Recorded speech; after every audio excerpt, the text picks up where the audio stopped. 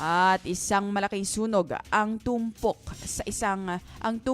sa isang flower shop at dalawang kapitbahay na katabi sa San Pascual, Batangas kagabi.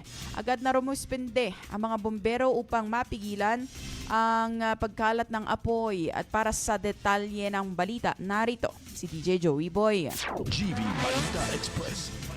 DJ Frankie, puno ng kaba at pagmamadali ang naging gabi ng mga residente sa Barangay Palsahingin sa San Pascual, Batangas matapos sumiklab ang isang malaking sunog. Ayon sa buo ng impormasyon, nagsimula ang apoy sa isang flower shop na pagmamayari ng isang residente na kinilala sa pangalang Edith. Dahil sa mabilis na pagkalat nito, agad ding nadamay ang dalawang katabing bahay.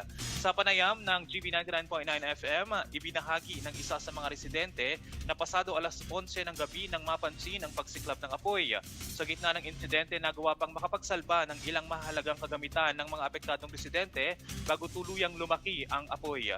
Sa kabutihang palad, mabilis na nakalikas ang mga pamilyang naninirahan sa mga nadamay na bahay. Sa kasalukuyan naman ay wala pang naiitalang nasugatan o nasawi sa nasabing sunog. Sa patuloy naman ang mga tauhan ng Bureau of Fire Protection at mga volunteer firefighters sa pagsisikap na maapula ang apoy at kasabay niyan ay nagsasagawa rin ng investigasyon ang mga otoridad upang malaman ang tunay na sanhi ng insidente. Para sa GB Balita Express, ito si DJ Joey Boy sa GB 99.9, your good vibes.